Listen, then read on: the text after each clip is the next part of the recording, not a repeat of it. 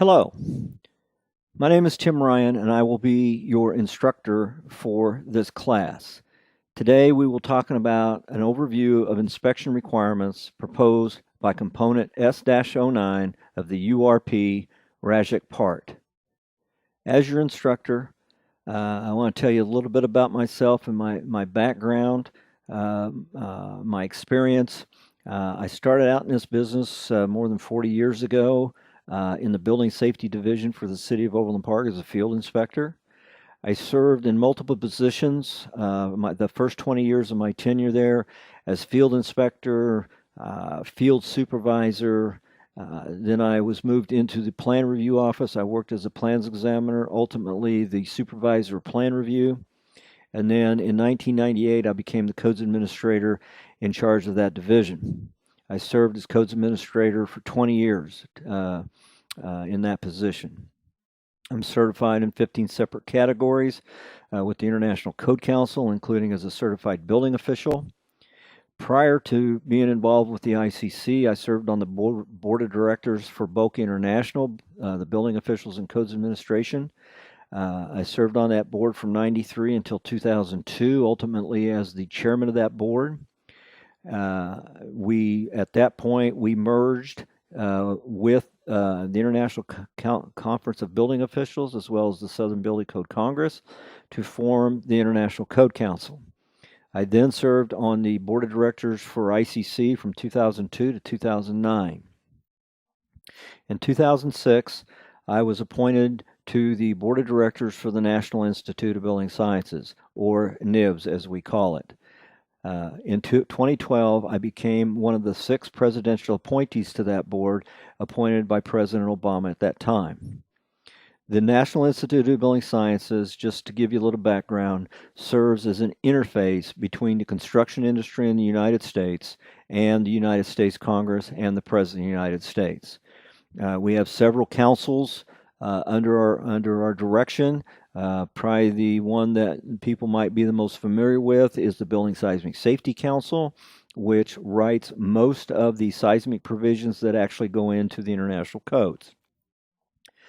I also have received several awards in my career, the Bob Fowler Award from ICC, as well as the Mortimer M. Marshall Lifetime Achievement Award from NIBS. I'm the current chairman of the past presiding officers of the International Code Council. I also serve as a moderator at the code development hearings for ICC. So if you've ever witnessed online the code development hearings for ICC, you may have seen me as a moderator. I'm also I have served on the Building Codes and Standards for ICC and am currently on the Code Correlation Committee. And over my tenure, I've served over 20 different committees and task force since becoming involved in the code development process. So let's talk about our goal for today. This class will discuss general inspection requirements that are considered to be good practice. This will also include a general discussion related to references to various types of inspections that, at a basic minimum, are necessary to ensure compliance with the minimum requirements of the Bangladesh National Building Code 2020 and the RAJUK rules and inspections of construction such as concrete and steel, sometimes known as special inspections. The thing I want to emphasize here when we talk about inspections is that typically in the code identifies some very basic types of inspections. But as we all know, in building construction, we conduct lots of inspections. Electrical inspections, fire suppression system inspections. We do compliance inspections or acceptance testing of systems such as your HVAC systems, your smoke detection systems, your fire alarm systems, and things of that nature. So again, what's in the code is just very, very basic types of inspections. Our objectives is to discuss first the administrative provisions that determine the basis for us to conduct the inspections. Second, we have to have an understanding of general planning requirements for both commercial and residential buildings. And then the third one, the authorities responsible for conducting or ensuring inspections that are executed and completed. So let's talk about administration. When you look at any code book, the code books typically are aligned in accordance with how you go about constructing a building. The first thing you have to have is the administration part. The administration is our legal requirements, it is our operational requirements, and are the requirements that we have on how we adopt the code from not just being a code but actually becoming a law. And that's typically in administrative provisions. Okay, so when we talk about inspections, the administrative provisions, first of all, we have to talk about that the inspectors have to be qualified. And we'll talk about the qualifications later in the presentation. Inspections are conducted in order to check compliance. Now, there's two different areas that we have to check for compliance. The first one is to make sure that we are inspecting in accordance with the approved plans and documents that were approved by the plans examiners or by the design professionals such as the architects and engineers. So one of the reasons why we require that all the plans be sealed and the documents also, such as the specification books and everything, that those carry the seals of professional architects and engineers. The other thing that we check compliance for is sometimes beyond the plans and the documents, just with the applicable codes. Not everything you look at in the field is on a set of plans. For example, the wire connections inside the electrical boxes and making sure they don't put too much wire into the electrical boxes is an example. Okay, that's typically not specifically spelled out in the code, but we know we have to inspect it to make sure that we have compliance with the code. When we are conducting inspections and we discover errors, we typically refer to the errors as violations, that for whatever reason we did an inspection, we found things that don't comply with the code. Okay, once you discover that, you issue a correction notice. The correction notice has to be completed and the correction notice provided to the owner. The owner has to be provided that so the owner has an understanding of what the errors are and how to correct it. Second thing is they must identify each violation specifically. And this is where you have to be careful because you're a technical person. You are an inspector. You understand the technical requirements of the code. When you are identifying the violations, you have to understand who are you communicating that to. If you're communicating that to another technical person, then that's fine. You can quote the code, the construction requirements, industry jargon, whatever the case may be. However, if you are communicating that to, say, the owner of a building that may not have a technical background, you have to explain it in a situation to where they're going to understand it. So when you write those violation notices, be sensitive as to who you are going to give that violation notice to. The other thing is try to identify the code section. That way, the designers, the architects, the contractors, they can refer to the code section in the code and they can go look it up themselves and read it to make sure that they understand exactly what that violation is. The third step is the corrections are required to be corrected before continuing the construction. You know, if you find a violation and there has to be a correction before you put the wallboard on, the sheetrock, okay, that basically shuts that work down at that point until the violations are corrected. Okay, if they go beyond that and they continue to cover things up before you do a reinspection, then you have to make some decisions and they may have to take the sheetrock back off and expose the work so that you can inspect to make sure that they corrected the violation. Reinspection is required before clearing the notice, and that's what we just talked about, is that there has to be a reinspection before you clear it and you approve it. There has to be an approved inspection report on the parts of the building or the entire building before they can go forward with the next step of construction.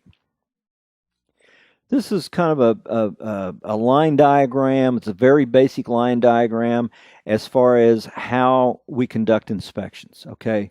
We know the first thing is we conduct the inspections in compliance with the adopted code. That is our basis. That is what we are looking for on an inspection, is to make sure that the work is compliant with the code as it's adopted or as amended. So the first line there, question number 1, is does the work comply with the code? If it is yes, then ultimately we are going to issue the certificate of occupancy, which basically clarifies that the work has been completed in compliance with the adopted code. If the answer to that question is no, then it goes to the right side of the diagram, and now we have two choices. One is the violation is written up, the notice is given to the contractor or the owner or the designer, whatever the case may be, and they have to repair the error, reconstruct or correct the violation, or if they believe that their work is compliant with the code and they disagree with the inspection report of the inspector, then they have the right to appeal that to a proper Board of Appeals. Okay, so now we go to the Board of Appeals. Okay, it goes to the appeals. If they lose the appeal, then you can see it goes back up to the reconstruction and have to correct it. If they win the appeal, then it goes and ultimately the certificate of occupancy is issued.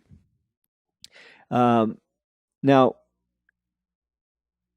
your appeals board typically is what we consider a quasi-judicial board. And what that means is properly establish your Board of Appeals makes a decision, and their decision is legal and binding. And the only ones that can overturn the ruling is the next level of judicial court, such as a district court, or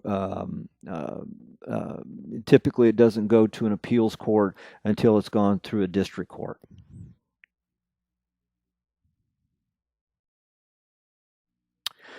Our next slide deals with Table 6-1 of the Bangladesh National Building Code 2020 Part 2, Chapter 3. This is Table 2.3.3, Building Classification based on height, floor area, and occupancy type.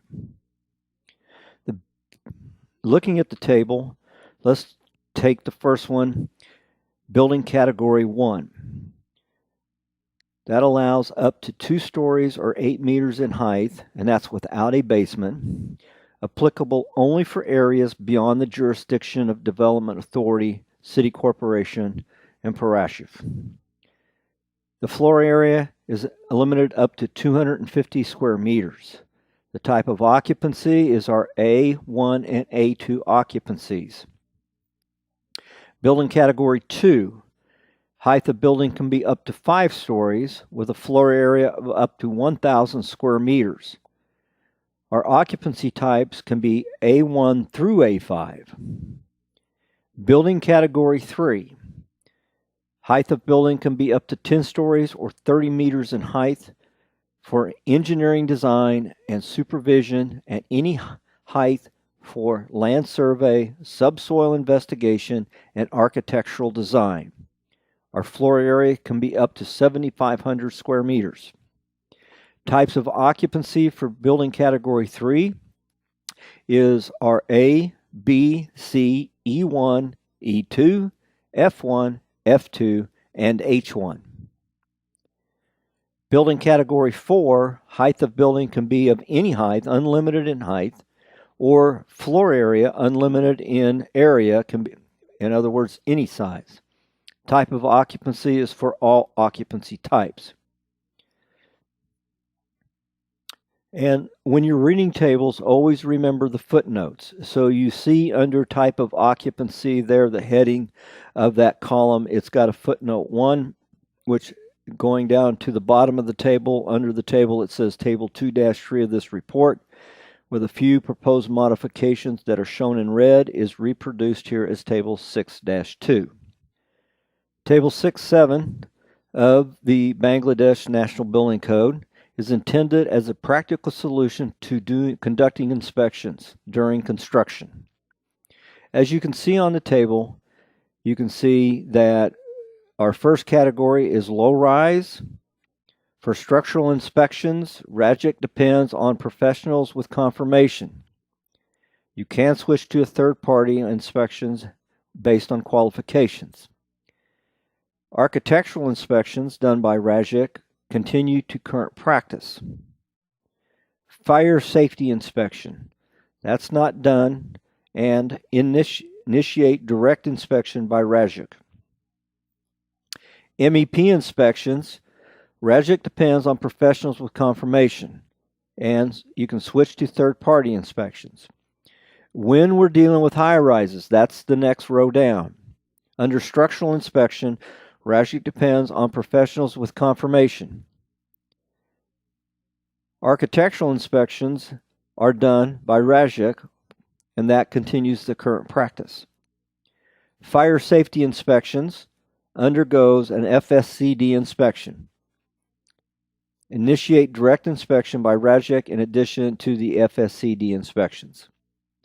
MEP inspections, again, RAJUK depends on professionals' written confirmation and can switch to third-party inspections. Again, we need to keep in mind the footnotes.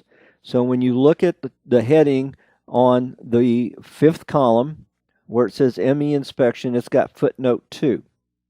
Footnote 2 says include inspection to check compliance with energy conservation and environmental requirements. The third row under architectural inspections has footnote 1. Footnote 1 indicates that you include inspections of construction for safety measures. And then footnote 3 is attached to the headings for the rows for low-rise and high-rise. And footnote 3 basically says that low-rise buildings are up to 10 stories or 33 meters in height, whichever is the shorter of the two. High-rise buildings are taller buildings. And, you know, when you look at this under the BNBC, it will be mostly third-party inspectors who will supervise and monitor buildings under construction. Code-required inspections. BNBC 2020, Section 3.10, Part 2, Chapter 3, Permits and Inspections.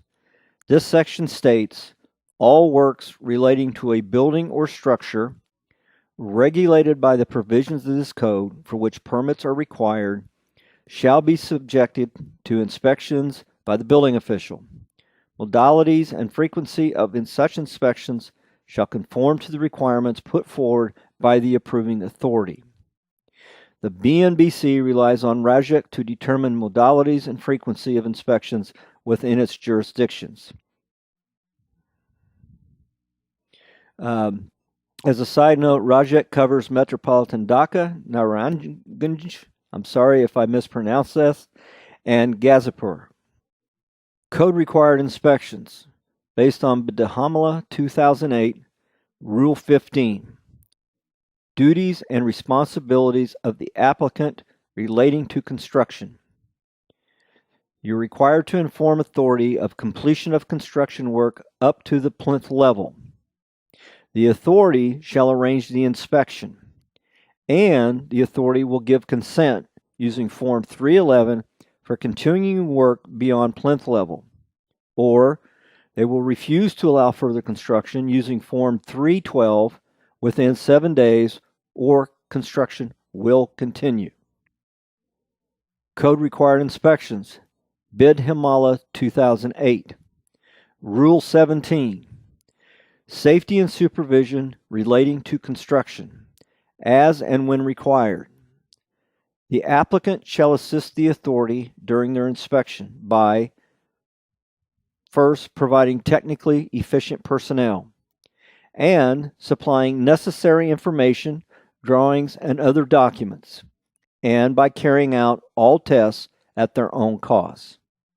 Continuing with code-required inspections, BNBC 2008, Rule 19. Completion report authority required to conduct inspection within 15 days of receipt of the application and in the presence of the applicant and the technical persons. Rule 23. Renewal of occupancy certificate. The authority shall inspect a building within 15 days of receipt of the application in accordance with Stage 6, i.e. 6.1, Volume 4, Plan Review and Inspection Checklists. Continuing with Code Required Inspections, BNBC 2008, Rule 28, Duties and responsibilities of authority. The authority of any officer empowered by the authority can inspect the construction work anytime from sunrise to sunset and can check if the work is being carried out as per approved design, report, and specifications. General requirements. General requirements are in section 110.1 of the BNBC 2020. This is the general section. All construction for which a permit is required shall comply with the following. Be subject to inspection by the building official. All work shall remain visible and accessible for inspection until approved. The owner or the authorized agent of the owner is responsible for work remaining to be visible and able to be assessed for inspection. Neither the building official nor the jurisdiction is liable for any expense related to removal or replacement of any material to allow inspection. It is critical that the contractor understands that they are not to cover up the work until the building official has completed the inspection. We do get into situations to where they do cover up the work prior to the inspection. At that point, the building official has to make some decisions as to the amount of work that they want to see and what the contractor is going to have to expose.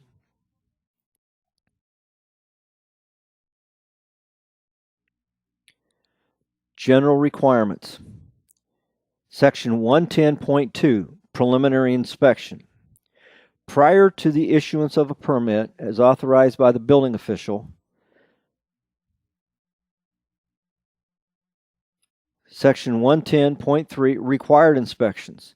Required inspections as set forth in sections 110.3.1 through 110.3.11 under Table 6-8. 110.3.9, other inspections as authorized by the building official to deem compliance with the codes. Section 110.3.11, final inspections based on the completion of all permitted work.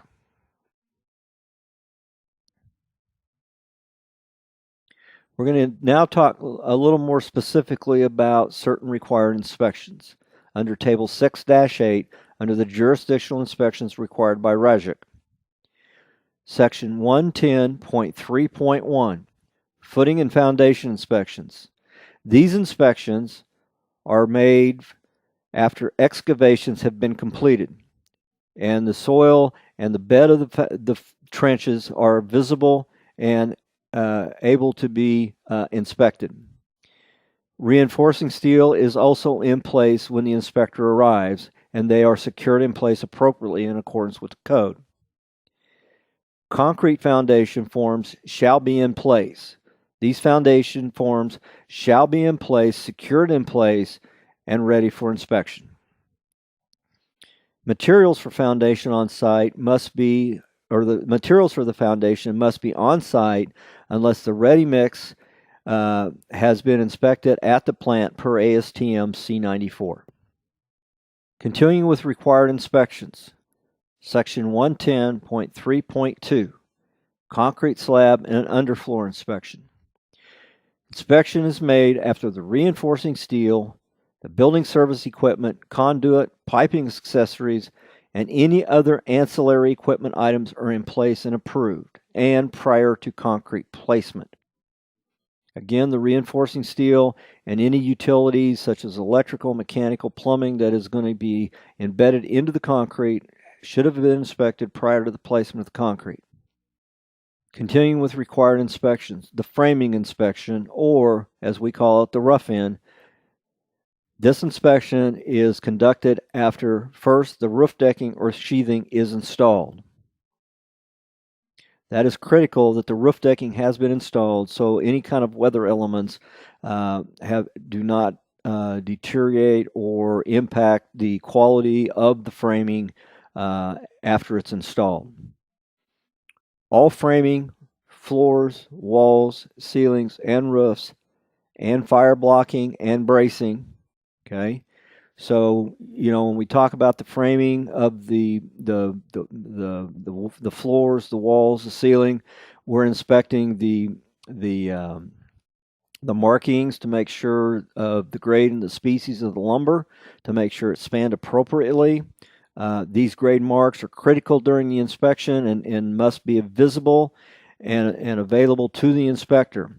If in fact the contractor during the installation has inadvertently removed or cut off the ends of these members, if we're talking about wood and those labels are not available, then we would the licensed lumber grader would have to come out and relabel the wood, or the wood would have to be replaced with labeled material. Fire blocking and bracing. Again, the fire blocking and bracing has to be installed in the appropriate locations. Keep in mind the fire blocking is intended to prohibit the spread of smoke and fire from level to level, first floor to second floor and up into the attic areas.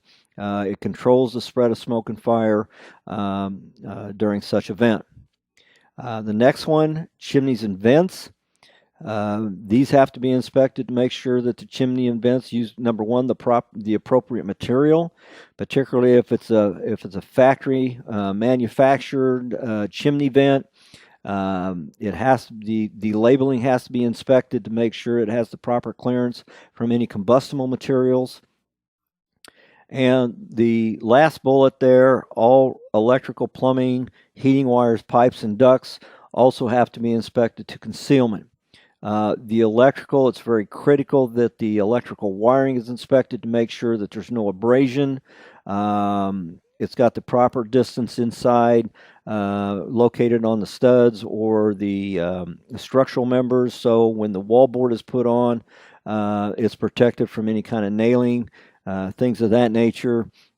Pipes and ducts, again, we have to make sure that the appropriate material for the pipes and the ducts, depending on its usage, whether it's a drain, waste, and vent system or a mechanical system, whatever the case may be, to make sure that they're using the proper materials.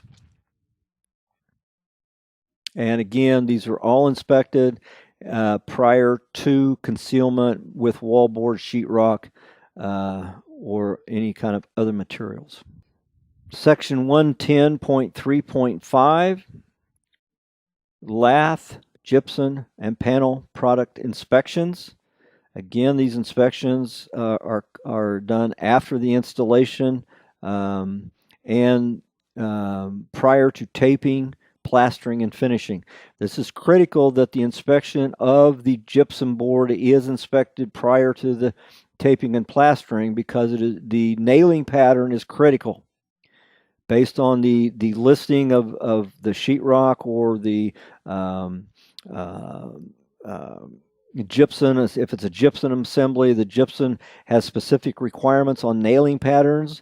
They have specific requirements along the perimeter of the sheet wall board. If you're using a 4x8 piece of gypsum, they have specific requirements as far as the nailing pattern around the edges, and typically the nailing pattern on the internal part of that wall board is different than the perimeter. This is specifically important if in fact it is a fire rated assembly. Let's say you have a 1 or a 2 hour rated assembly, that gypsum board, it has very specific nailing patterns regarding the rating of the assembly. You would have to check the plans. We talked about the plans earlier. You would have to check the plans to find out what design they used, and they should have the listing of the design that they're using and what the nailing pattern is and things of that nature. Now, there is an exception where gypsum board and panel products, if they're not part of a fire resistance rated assembly or shear assembly, there is a note. Fire-rated assemblies and shear assemblies usually have listed assemblies identified on drawings or engineering details. On the plans or the construction specifications as part of the project, that should have been there should have been some assurance from the plans examiner to make sure that those assembly designs are on the plans for the inspector to use in the field. If they are not there, then the appropriate direction of the inspector would be to disapprove the installation until they provide the proper information. Continuing with required inspections, Section 110.3.6, weather exposed balcony and walking surfaces waterproofing. This is where you have elevated surfaces exposed to water, and they're required to be protected by an impervious surface. Elements of the impervious moisture barrier system must not be concealed until inspected and approved. Again, there is an exception. When special inspections are provided in accordance with Section 1705.1.1, item number 3, those requirements of the special inspection will govern the inspection itself.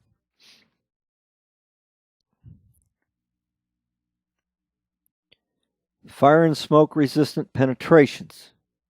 Section 110.3.7. Protection of joints and penetrations in fire-rated assemblies, smoke barriers, and smoke partitions shall not be concealed until inspected and approved. Usually they are inspected in accordance with the listed assembly requirements. Much like we just talked about the JIP assemblies, if they're fire-rated assemblies, through penetration requirements have specific listings by nationally recognized testing laboratories. And there are many types of these types of joints and penetrations. The through penetration fire stop design should be on the construction documents, the plans or for the building inspector to look at. Again, depending on which UL listing design or listed assembly they're using, that information has to be available to the inspector, and so they can inspect it as far as these through penetration fire stops to make sure they're using the right materials, that the materials are being installed appropriately and they're secured appropriately, and that they're using the proper materials in conjunction with the element that is penetrating the rated assemblies. So for example, if you have a metal electrical conduit penetrating, that through penetration fire stop requirement typically is going to be different than if you are penetrating a fire-rated assembly with plastic drain, waste, and vent piping for your sanitary situation. So again, you have to make sure you read the through penetration fire stop listing requirements to make sure that they've installed it in accordance with those designs. Energy efficiency inspections, Section 110.3.8. In order to determine compliance with Chapter 13 provisions, including requirements related to the thermal envelope of the building, such as cavity insulation R and U values, fenestration U values, duct system R values, HVAC and water heating equipment efficiency. So when you break this down, there's a lot of things in that slide right there.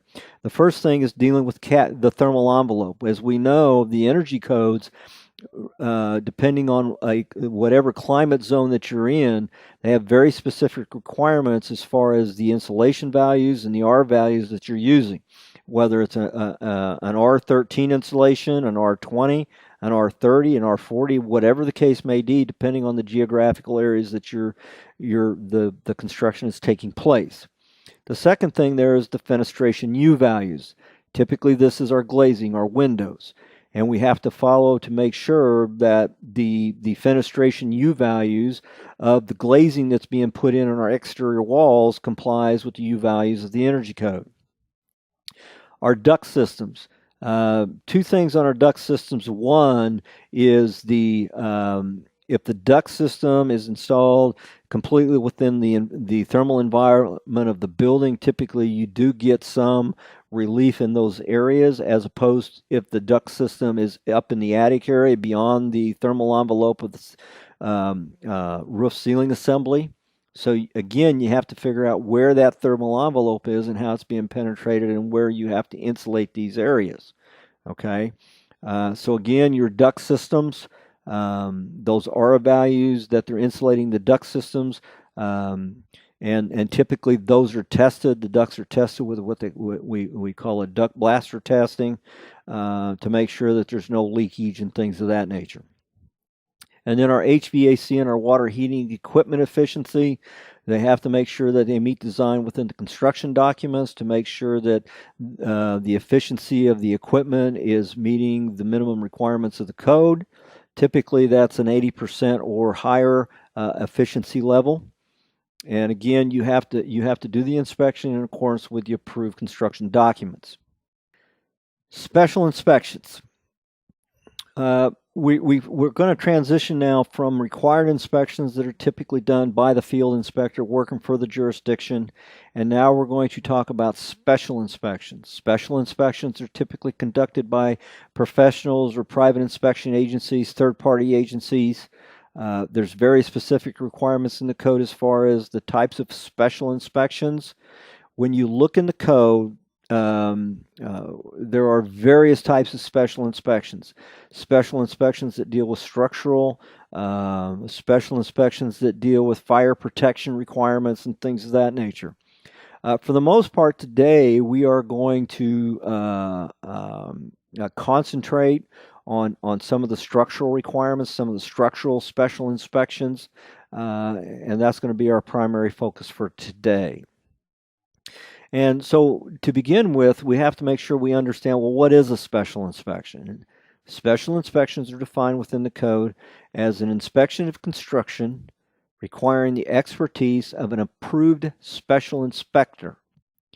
And there in brackets, it says all defined terms are written in italics in the IBC.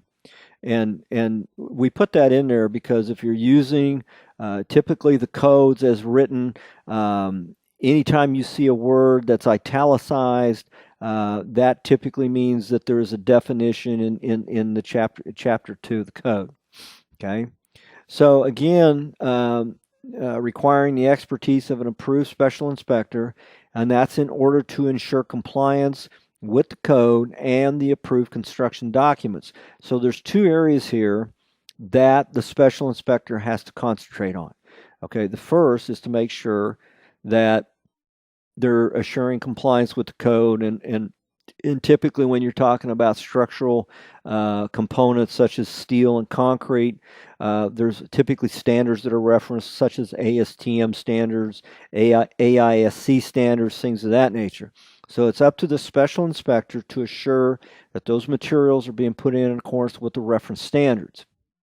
The second part of this is that it's incumbent upon the special inspector be familiar with the construction documents.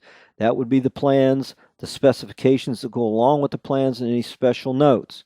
It is up to the special inspector to assure that the construction is compliant with the plans that were approved in order to get the building permit. Any work or operations requiring special inspection typically are clearly spelled out in Section 1705 of the Building Code. Special inspections may have to be continuous or periodic.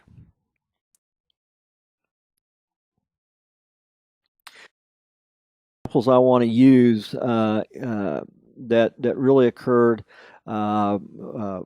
basically in my backyard. I live in the Midwestern part of the United States. And back in 1981, and you can look this information up online on websites, and this is an example of why we have special inspections. And in 1981, July 17, 1981, high-rise hotel in Kansas City, Missouri. It was the Hyatt Regency. Can't remember exactly how many stories that the hotel was, but when you walked into the lobby of the hotel, they had these what they call skywalks that were suspended from the very high ceilings, the atrium of the main lobby of the hotel, and there was two of these skywalks, and the way they were suspended did not meet the original design. And there was, at the time, there was approximately 1,600 people gathered in the atrium for what they called these tea dances, and they were typically on Friday nights, everybody would show up there after work, and they would have these tea dances, and everybody would dress up. And on the evening of July 17th, 1981, the second level walkway that at the time had approximately 40 people, and at around 7 o'clock that night, with more, and there was more people on the third, and an additional 16 to 20 on the fourth. So the fourth floor bridge. So you got these bridges. You got the second floor, third floor, and fourth floor suspended bridges. The fourth floor bridge that was suspended directly over the second floor bridge with the third floor walkway, and they were offset several yards from the others. And during the tea dance, guests there heard a popping noise just moments before the fourth floor walkway dropped several inches. And then there was a pause. Then it fell completely onto the second floor walkway, which at that point, both walkways then fell all the way to the lobby floor. And 114 deaths. There was 216 non-fatal injuries. At the time, my wife was a nurse at one of the local hospitals. They were calling all medical people back into the hospital in order to take care of the injuries and the deaths. What exactly happened? Well, this was a situation to where, and you can see on the slide here, where the original design, the appropriate design on the left side there, had the bolt and the a rod that was supposed to be supporting the steel flange supporting the floors. You can see on the right the way they actually constructed it. And what happened was, because they changed the design, the force on the nuts and the washers and the nuts was not appropriate for the force that was put on the structure itself. And because of the weight of the people and the vibration of the movement, these gave way. And you can see on the left side there the actual picture of these steel flanges that failed. So what did we learn from the Hyatt Skywalk collapses?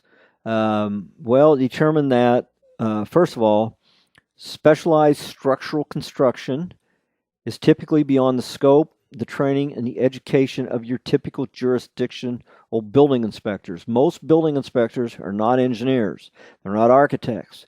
They're not trained or qualified to be inspecting the structural components of the superstructure of a building. The second is that such construction should be inspected by qualified inspectors such as architects or engineers. And then the third bullet there, structural construction should be monitored by qualified inspectors more frequently than what is typically provided for jurisdictional inspectors. That third bullet is very important in that municipal inspectors, jurisdictional inspectors, we have so many inspections that we have to do in a day, okay? And so we go out, we spend, depending on what type of inspection we're doing, certain inspections can take anywhere from 5 minutes up to 45 minutes or an hour or whatever the case may be. But the issue is, unlike special inspectors who have to be out there basically all the time while they're pouring concrete or while they're constructing the steel structure, municipal inspectors or jurisdictional inspectors cannot be out there for that amount of time watching them torque the bolts or pour the concrete, making sure that the steel is properly covered, monitoring slump tests, whatever the case may be. Jurisdictional inspectors do not have that kind of time. And so that was a big conversation when they were talking about putting special inspections into the body of the model building codes. When we talk about special inspections, there are certain things that we have to understand. The first one is that there are different types of inspections. There's the continuous and there's the periodic. The continuous special inspection is special inspection by the special inspector who is present all the time on the project watching the construction. They are present continuously when and where the work to be inspected is being performed.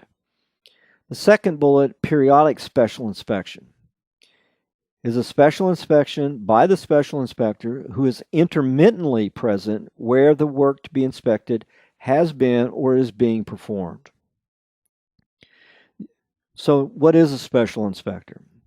Special inspector is a qualified person employed or retained by an approved agency and approved by the building official as having the competence necessary to inspect a specific or particular type of construction requiring special inspection. The key to the special inspector on this slide is they have to be a qualified person. Okay, well, how do you know they're qualified? Well, they have to submit credentials. Typically, the special inspector is identified in the plan review process. It is the responsibility of the architect, the owner, somebody with the project to identify the company or the specific person that is going to be a special inspector on the project, and they have to submit their qualifications, who they are, and the jurisdiction that's approving the permit through the plan review process has to approve the persons or the entities that are going to be the special inspectors. The fourth bullet there, structural observation.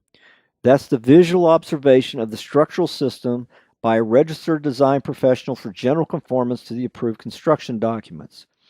In the Bangladesh Building Code, it does require that a special inspector looking at structural components is required to be a registered design professional, architect, or engineer. The 2009 International Building Code adopted the same editions of U.S. standards that the Bangladesh National Building Code 2020 is based on. So as we go through these slides, if you see some reference to the International Building Code, that's kind of what we're doing here is kind of matching these up. And so we just want to make sure everybody understands that the BNBC 2020 is really the same, pretty much the same as the 2009 IBC. So what are some of the principal standards? Well, the first one is ASCE 7-05 for design loads. ASCE 7 is basically the main guide, the main book as far as structural design as listed in the building code. ACI 318-08 is for concrete design and construction, and AISC 360-05 is for structural steel design and construction. So ASCE is the American Society of Civil Engineering, ACI is the American Concrete Institute, and AISC is American Iron and Steel. American Iron and Steel Institute. Special inspection requirements for concrete and steel construction, soils, and deep foundation elements are reproduced in the Bangladesh National Building Code. So when we talk about special inspections and we have the requirement for special inspectors to be out on the site, then the question is, so what are the responsibilities of the building official? The building official has the legal authority to enforce the special inspection provisions of the code. And this is the critical part of this. The jurisdictional inspectors, they are the building code police, so to speak, okay? They are the legal authority that enforces the codes as adopted within the jurisdiction. So they have to make sure that the special inspectors are on the site from time to time doing their job, and that they're submitting the reports with their architectural seals or engineering seals on their paperwork. The employment of a special inspector agency does not relieve the local building department of the responsibility for the jurisdictional inspections required by the code. Okay, and that's kind of the way the laws are set up.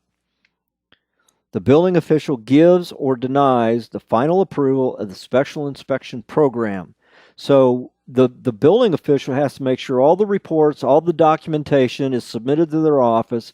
It's put in the construction file.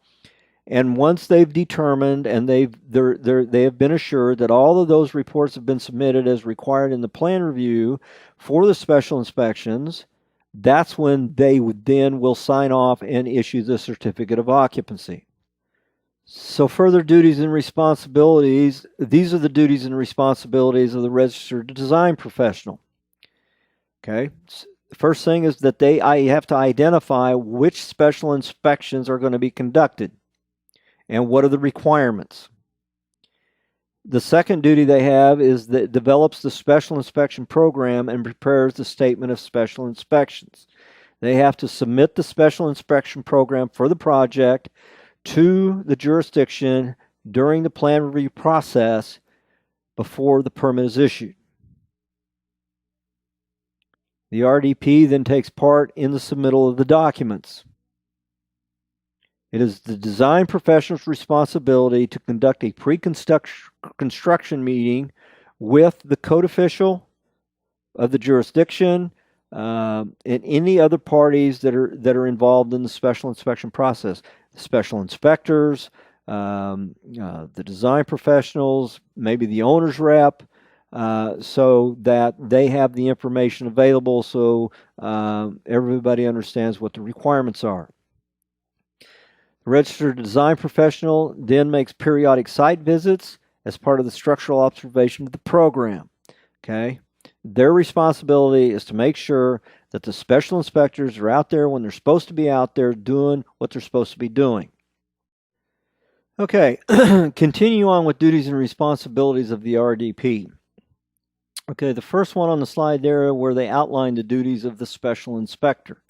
Okay, the registered design professional of record on the project has to identify what needs to have special inspections on, whether it's concrete or steel work, maybe fire protection of certain steel elements, whatever the case may be. They have to identify what those duties are. The second thing is the registered design professional at time is required to make periodic site visits as part of any structural observation program. One of the primary reasons for that is to make sure that the special inspector is out there when they need to be out there. Now, the RDP may also be the special inspector, depending on how the project is staged and is going forward. They have to specify the test and testing procedures. So if you have a certain standard, such as ACI 318, where it talks about slump tests of concrete, well, somebody has to be there during that testing procedure. Somebody has to verify that the testing procedure is being done in accordance with the standard. That fourth bullet reviews special inspection reports. Those special inspection reports have to be reviewed and approved first by the registered design professional for the project. Once they review them and approve them, then it's their responsibility to make sure that those are submitted to the building official so that the building official has the records of all the special inspections and that the special inspections comply with the documents and as approved through the permit process. That next bullet, documents, plan revisions to be submitted to the building official. Whenever there is a revision to the original set of plans that were approved by the jurisdiction, that has to be documented. And basically, if it's a major change, usually if it's something minor, that's kind of a judgment call on what has to be documented. It's really up kind of to the special inspector. But if it's a major change, then revisions to the plans have to be submitted, or revisions to the construction documents have to be submitted to the building official for their approval. And again, those should be approved by the building official prior to concealment. And then the last bullet there where it says it designates an alternative registered design professional. So why is that important? Well, if you have a designated design professional, and maybe because of their schedule or other responsibilities and duties that they have, or they take a day of vacation, or they get sick, or whatever the reason may be, and they can't be out there on a certain day, you have to have that backup. So you have to have that designated alternative design professional that can fill in for the registered design professional of record if they can't be there. Duties and responsibilities of the RDP continued. The RDP is also a signatory of the Special Inspections Agreement and of any subsequent agreements affecting the work of special inspection of the project. This basically means they have to sign off on any inspections, any inspection results, any change in the inspections, any change in the agreement. That's part of that special inspections. When that special inspection agreement is, and that's a legal document, the RDP has to have their signature on the agreement for any special inspector on the project. So there could be several special inspection agreements depending on how many different special inspectors are on the project. And the registered design professional has to be a signatory on each one of them. And again, as we said earlier, in some cases, the registered design professional may also serve as the special inspector. Now, if they choose to do that, they have to show that they have practical experience in the construction that is going to be inspected. So if you have a registered design professional that's going to serve as both the designer of the project and the special inspector, again, like any other special inspector, they have to show their qualifications, and that they have to give a copy of those qualifications for the file so that there is a record of it. Other duties and responsibilities of the special inspector. Tasks to be completed before arriving on the job site. There are, this is really kind of the format for what the special inspector does.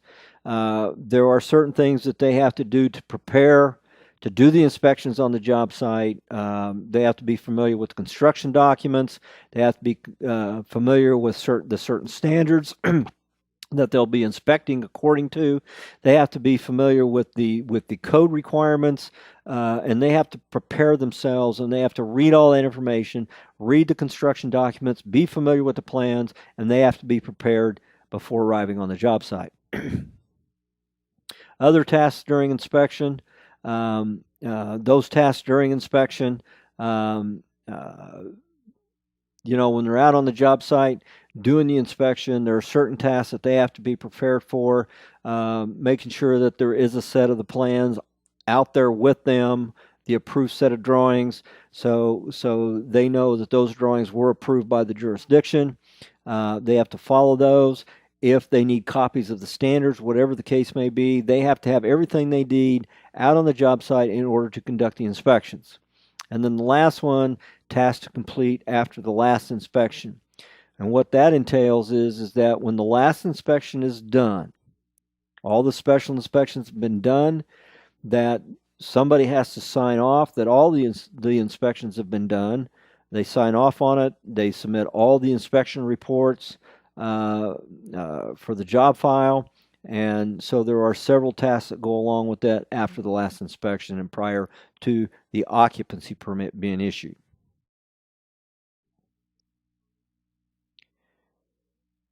So those three items we just talked about, we're going to break those down a little bit on each one of them. So prior to visiting the job site, the first thing they have to do is they have to review the statement of special inspections in order to clarify any questions. Okay, so they have to be familiar with that. They have to be able to review the approved plans and specifications. This is probably one of the most critical parts of being a special inspector. They have to know the plans and specifications like the back of their hand. They have to know every page. They have to know every requirement. They have to know the specifications, which standards that are being used to assure compliance based on the materials that are being used, based on the installation. They have to be familiar with all of that. They also have to understand if there's any additional requirements from the jurisdiction. It's not just all about the standards.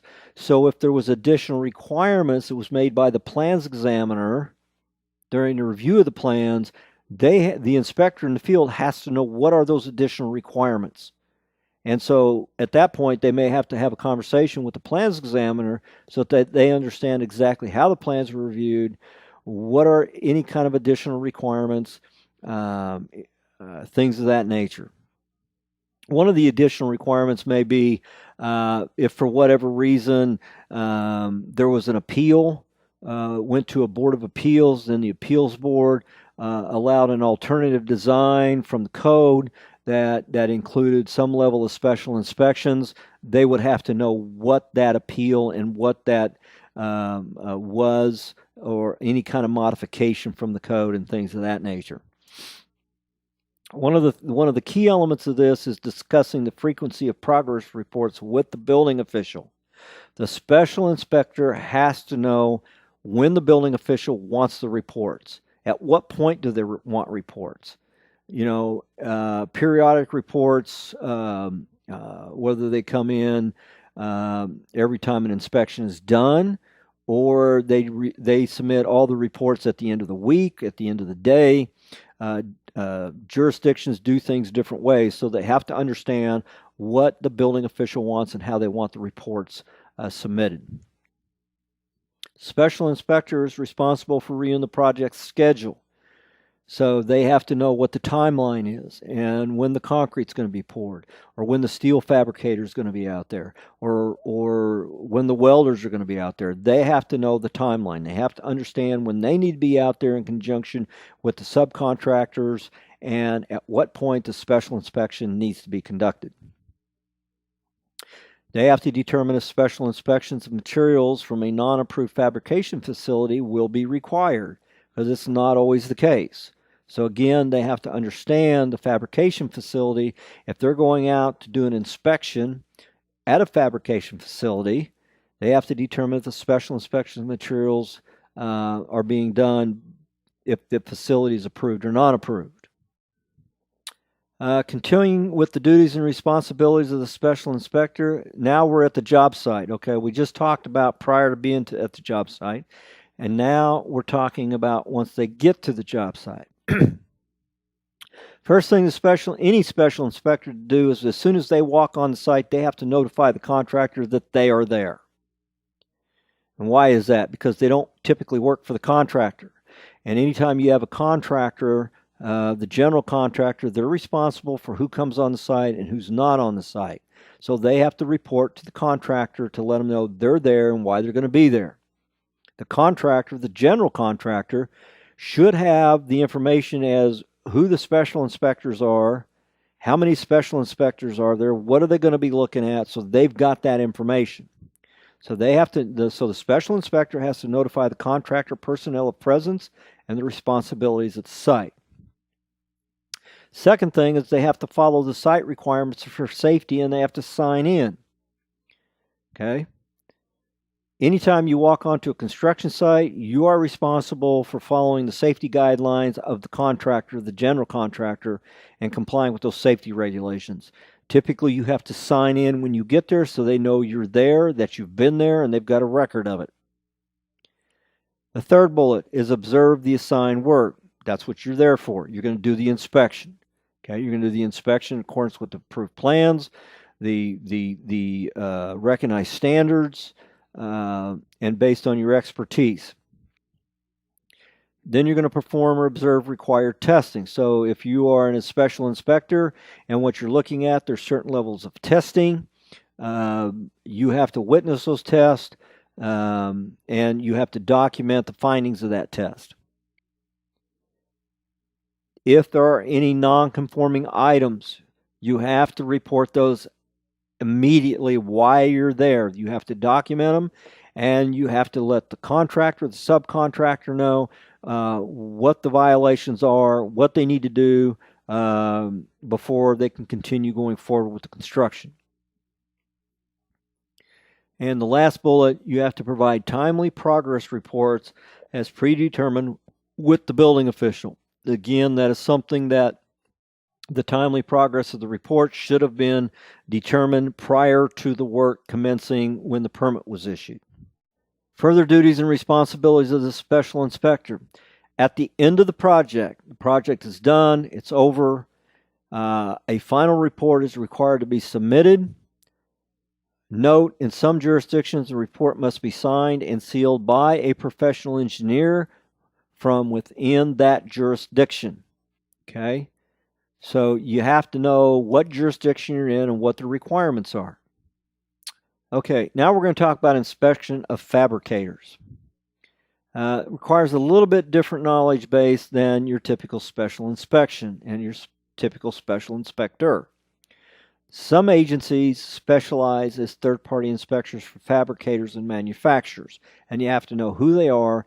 You have to know what their level of expertise is, and what fabrication that they're experts in. The inspector for fabricators must be familiar with the fabrication of steel, concrete, or other elements similar to those constructed for the project. Typically, periodic inspections are made of the plant's production and documentation to verify that the plant or the fabrication plant continues to fabricate products to their quality requirements. So let's start to talk about specific types of special inspections. So let's start with concrete. Concrete construction varies widely.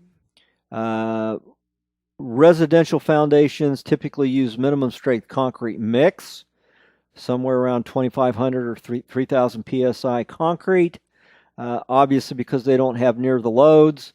Again, there's a lot of different things that go into the minimum strength of concrete. Vertical loading, lateral loading, soil conditions, the plasticity of the soil, things of that nature. Then you have high-rise construction requires high-strength mixes for use in narrow columns, increasing available space. And again, unlike the residential, when you're talking about high-rise buildings, commercial buildings, you have requirements for higher strength. Your loading is higher. Dead load, live loads are higher. Lateral loading, the higher the building. The wind loading, all different than your residential loading, and therefore it requires different requirements from the code itself. And again, with higher concrete strength that's assumed in a design, the need for special inspection to verify the concrete strength and proper placement becomes extremely critical in order to secure the safety of the structure. Cast-in-place foundations, holes drilled to required depth is very critical to make sure they're down to bearing soil. And once they're filled with concrete, you have to be careful of the placement of the concrete. Placement can be during drilling process, but again, you can't, there are very specific requirements on the placement of the concrete depending on the depth of the holes and things of that nature. Obviously, engineers know this. If you have a fairly deep column hole and you're just dumping the concrete in there from the top of the hole, you're going to get displacement of the aggregate from the cement, and you don't have the proper mixture, and it becomes a problem. Concrete special inspections. Well, the first thing when we talk about concrete special inspections, we have to talk about reinforcing steel. So the standards for reinforcement is under the AWS D1-4 Structural Welding Code for reinforcing steel, in conjunction with the ACI 318 Building Code requirements for structural concrete. The type and location of welded splices and any other welding must be documented on the construction documents. That's very critical that construction documents show this. And then the minimum material properties necessary to meet the AWS D1-0.4 requirements must also be submitted with the construction documents. What you see on the screen here, it's kind of small. Table 6-9 this is the 2000. This is based on the 2009 IBC Table 1704.4, and this is the required verification and inspection of concrete construction. So, you can take this table, and I'm not going to go through every specific items on this table because it would take quite a bit of time. But for example, on number 1 there, verification and inspection, you have inspection of reinforcing steel, including pre-stressing tendons and placement. So what do we need to know? Well, first of all, it's going to be a periodic inspection versus continuous. And the reference standard that you're going to use to conduct the inspection is going to be ACI 318, 3.5, 7.1 through 7.7. Now, if you're using the International Building Code, that would be reference 1913.4. Let's see what else we have here. Let's talk about bolts. Item 3 there, the inspection of bolts to be installed in concrete prior to and during placement of concrete, where allowable loads have been increased or where strength design is used. Okay, well, that's going to be a continuous inspection. You're going to have to be out there while they're pouring the concrete to make sure that the bolts are put in the proper place. And again, the reference standard here is going to be ACI 318, section 8.1.3 and 21.2.8.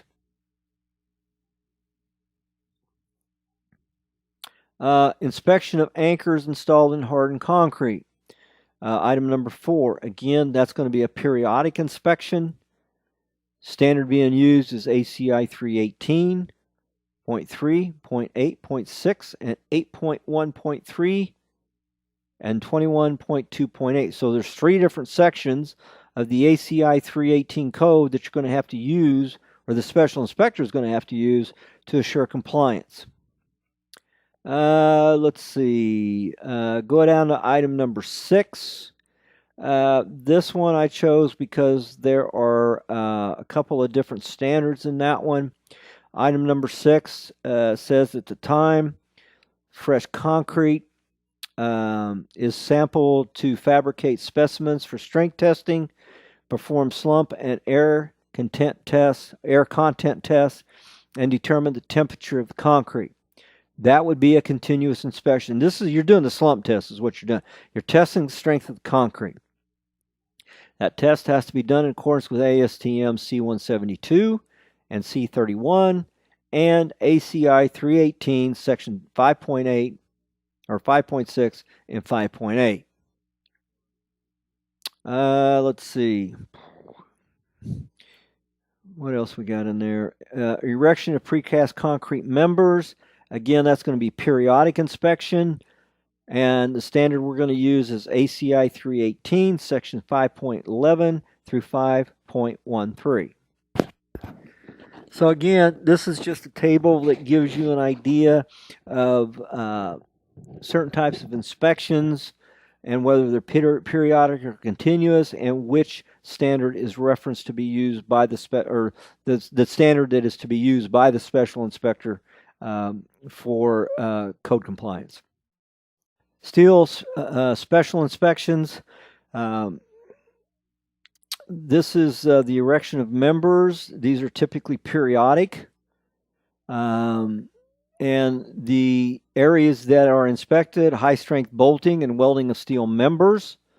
That has to comply with ANSI A and AISC standard 360-10.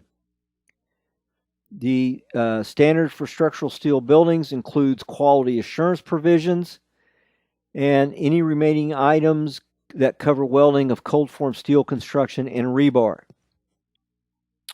I kind of put a picture of the standard up there on this one on structural steel. The standard AISC 360, Chapter N, that deals with the quality control and quality assurance requirements. That standard addresses minimum requirements for quality control and quality assurance, as well as it includes requirements for non-destructive testing. It also includes requirements to be considered adequate and effective for most steel structures.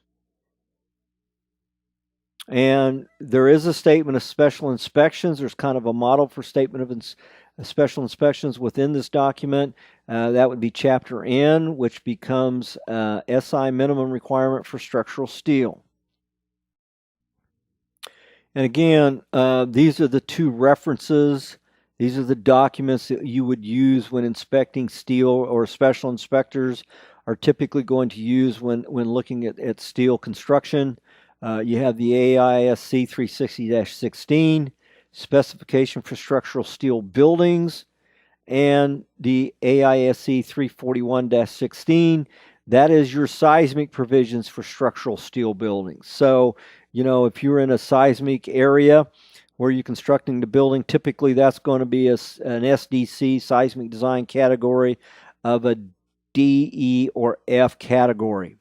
Might have C categories, but again, you have to check what the building code is, whether you're in a C category and whether the C categories require the same provisions for seismic criteria. Typically, A and B are the less restrictive seismic areas that probably would not have to comply with the AISC 341-16. Again, you have to check your area, your geographical area, and the seismic maps as to what area you are located in. Okay, we have Table 6-10. Again, this is 2009 IBC Table 1704.3. It's the same. The Table 6-10 is the same as the IBC Table 1704.3. This is required verification inspection of steel construction. This table starts with material verification of high-strength bolts, nuts, and washers. You've got two categories under that heading, A and B. Identification markings to conform to ASTM standards specified in the approved construction documents. That's a periodic inspection, and the reference standard is AISC 360, section A3.3, and as applicable, the ASTM material standards. Again, I'm not going to read every provision of the table. It takes way too much time. You can read those in your own time. But these tables are really good checks as far as what type of inspection and what standard is to be used during the special inspection. It also is a good reference of whether the inspection is to be a continuous inspection or periodic inspection. Okay. Let's skip down there. Material verification of structural steel and cold form steel decking. A, B, and C are all periodic inspections, and for the most part, they are to be conducted in accordance with AISC 360, section M5.5, and applicable ASTM material standards.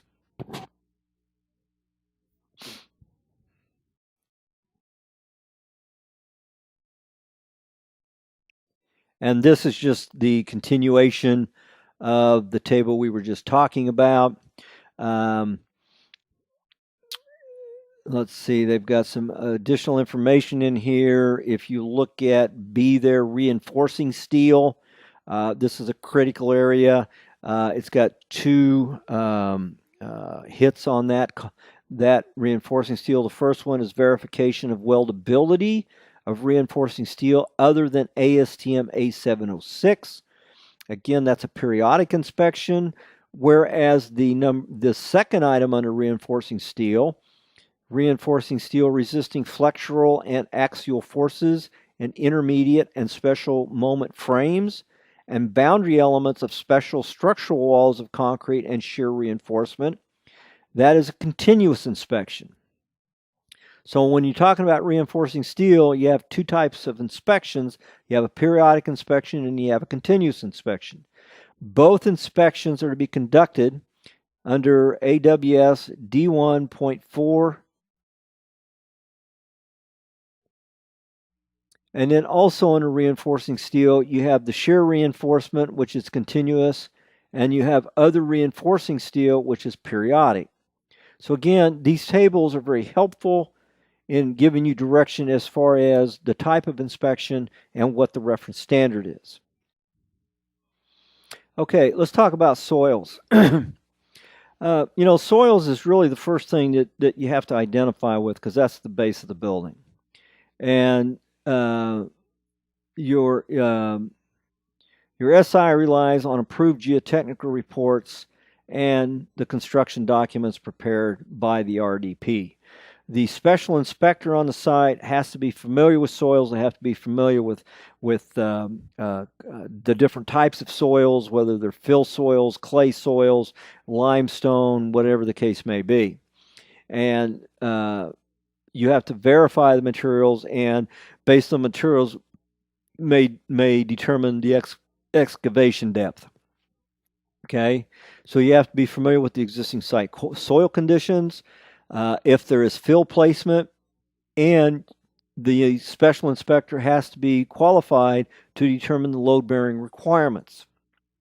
When you are dealing with deep foundations, special inspections are typically continuous for deep foundations.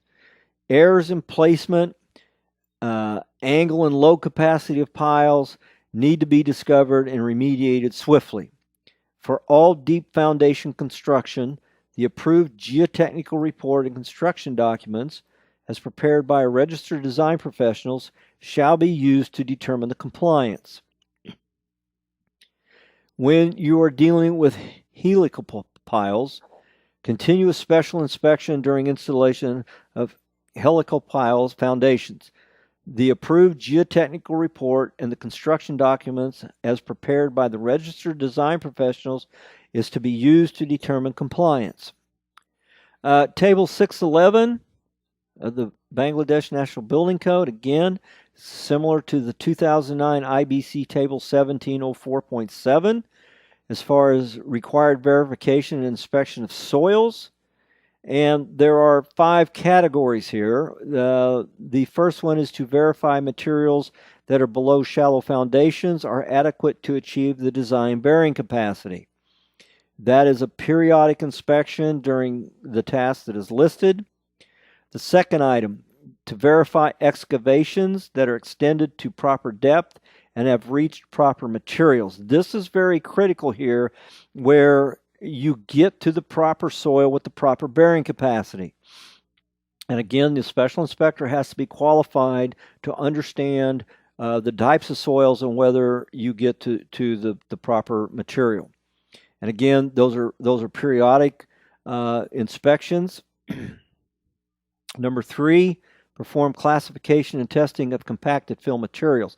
Again, this is critical. If they brought in fill and it was to be compacted, it has to be verified that the strength of the material is achieved in order to support the proper foundation. The bearing capacity is very critical at this point, and that has to be determined.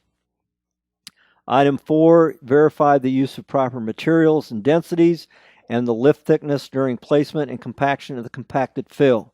That is a continuous task.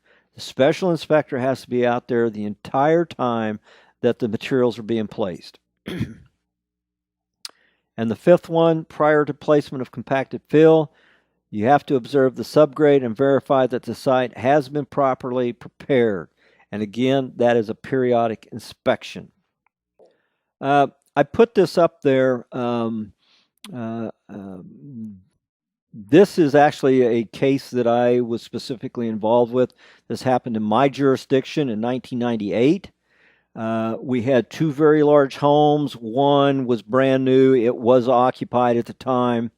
The other one, where you see on the screen there that totally collapsed, that one was actually under construction. And to just give you a very quick summary of what can happen with soil conditions, this was a situation where the developer brought in a substantial amount of fill along the hillside. It was not properly compacted. However, when they built the houses, they did get a structural engineer to come in and look at the soil. He determined that the soil was not compacted. It wasn't proper engineered. And so he determined that you needed to put concrete piers underneath each of the houses, and that they were to be drilled down to virgin soil that had the proper bearing capacity. Both houses had around 30 to 40 piers, 40 foot deep under each one of them. Okay, so that's the first thing you need to know. The second thing you need to know is you see on the right side of the screen, you have that white fabric next to the house on the very right side there that was occupied at the time. Well, that was a situation where the local jurisdiction had a storm pipe that had been installed, had been discovered that it had come apart. They didn't do any investigation as to why it had come apart. They just went in, they repaired it, and now you've got a storm drain coming down there. Well, and you can't see it on the picture, but from the street, there is a 60-foot drop to the back part of these houses, and there is a creek at the bottom of the hillside. That month, they had 13 inches of rain, which created a situation where the creek at the bottom of the hill constricted. When it constricted, it created a moving force of the unengineered fill, which became a driving force, and it took the houses, the piers, and everything with it down the hill. That is a situation to where you really have to understand what's under there, the fill material, the type. They got down what they thought was to bearing rock. It was what they call a Wea shale, which is very weak, and they didn't test it, and we had a situation like this. So this is just a sample or an indication of what can happen because of the soil, the materials in the soil, and using compacted fill. Deep foundations. Special inspections are typically continuous for deep foundations. Errors in placement, angle, and load capacity of the piles have to be identified and discovered and remediated very swiftly. Those have to be remediated immediately once they are found before the work continues. For all deep foundation construction, the approved geotechnical report and construction documents have to be prepared by a registered design professional and shall be used to determine compliance. Driven deep foundations. Typically steel cylinders or H-shapes pounded into soil by a pile driver at the surface. Again, we have another table here that I think is very helpful. This is a situation to where table 612, again, it's similar to the 2009 IBC table 1704.8. Required verification inspection of driven deep foundation elements. And like the other tables, I'm not going to go through all 7 of these, but to give you an example, the first one, verification inspection task, you verify the element materials, sizes, and lengths that comply with the requirements. It is a continuous inspection during the task that is listed. Let's see, what else we got here? Let's go down to number 3. Observe driving operations and maintain complete and accurate records for each element. Again, that is a continuous task during the driving operations. The key here is you have to keep accurate records of what was observed during the driving operations.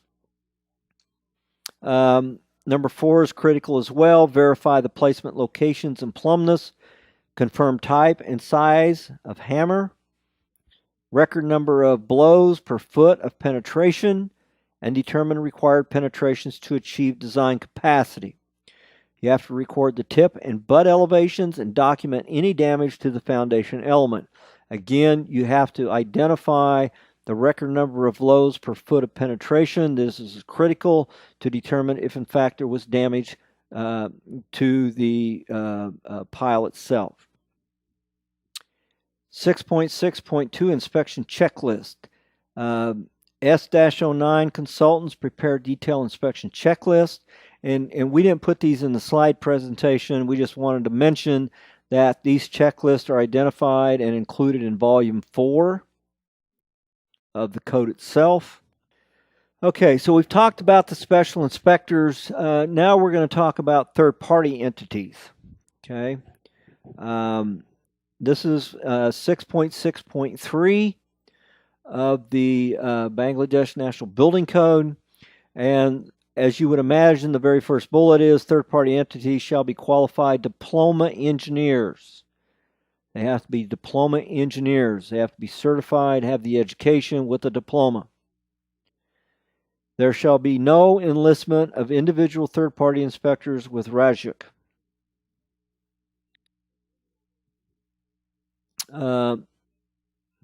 Qualifications of third-party inspectors. As we said earlier, diploma in engineering field from an accredited polytechnic institute. Have to be in civil, construction, electrical, or mechanical engineering. Membership of the Institution of Diploma Engineers, the Bangladesh IDEB. They're required to have a minimum of 5 years of experience, and they have to have the proper certification when certification becomes available. 6.6.5 Inspector Certification. My understanding is currently no inspector or technician certification programs are currently available in Bangladesh. Third-party inspectors will have credentials issued by RAJUK, which will give them the authority to inspect buildings under construction. If access is denied or other assistance develops due to these inspectors not being governmental persons, then the third-party inspectors will be entitled to seek and receive assistance from the concerned authorized officers. There's a lot of information on this slide. This is just an idea of the certifications that are available from the International Code Council. This is actually divided into two parts. The first one, certifications, that's certifications that the International Code Council provides or identifies with special inspectors. I'm sorry. These are actually certifications of jurisdictional code inspectors, code plans examiners, and then that second area down there at the bottom that's combination. Okay, so you can see the International Code Council has 43 individual certifications, both for inspectors and plans examiners. You have, and I won't read through all of these. That includes special inspector certification as well. So if you look at, starting with item number 34, pre-stressed concrete special inspector, 35, reinforced concrete special inspector,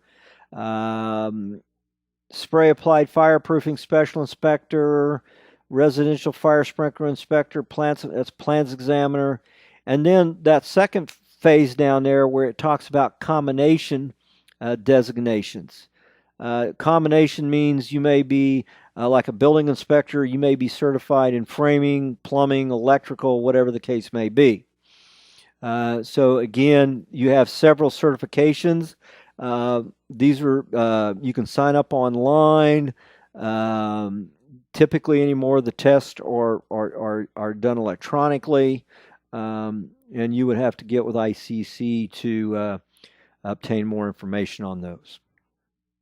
As I said in mine, when I gave you my qualifications, when I was the building official for the Overland Park, Kansas, I obtained a certified building official, and I was certified in over 15 different categories of both plan review and inspections. I was not a certified special inspector, only a municipal inspector. Okay. And so I want to talk a little bit about the ICC certification program. Well, why is certification important? Well, the first one is accountability. The jurisdictional inspectors, the plans examiners, the jurisdiction wants to be able to assure the community, the public, that their people are qualified. It's accountability on the part that you've done the work, you've done the training, you understand the codes, and to make sure that when doing your job, you will be held accountable for making sure you do it right. Credentialing is always important in that it sends a notice to the people you work for for the people you're enforcing codes on, that you have gone through this level of training, this specialized training, and that you have been certified by a nationally and internationally recognized organization, certifying expertise in these areas of expertise. Public perception, that, at least in my community, that was such a big deal, where the public always has certain perceptions, particularly of building codes and building inspectors. Sometimes our history is somewhat colored, and we don't have the best reputations going back to the 1920s and 1930s. So through the credentialing and the certification programs, we are putting that public identification out there that our profession is qualified. We have the proper training, we have the proper certification, and that the public can rest assured that the buildings they're working in, they're recreating in, they're living in, have gone through a process to where they have been determined to be safe and compliant with recognized national building codes.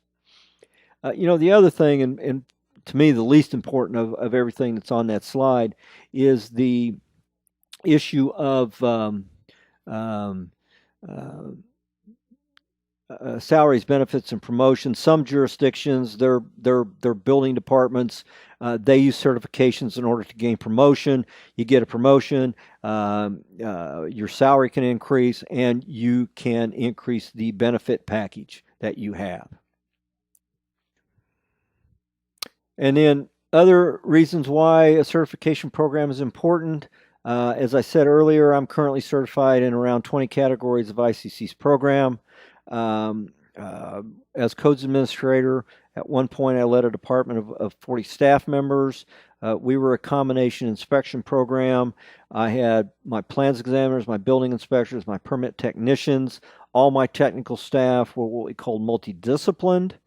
Where I could, for example, a multidiscipline inspector could be sent out to a construction site. They'll look at the framing, the electrical, the mechanical, the plumbing, everything in the framing prior to the drywall being put on, in order to have people that were qualified in multiple areas of codes. We did have a minimum requirement to get the job where you had to have a college degree in order to become a building inspector or plans examiner.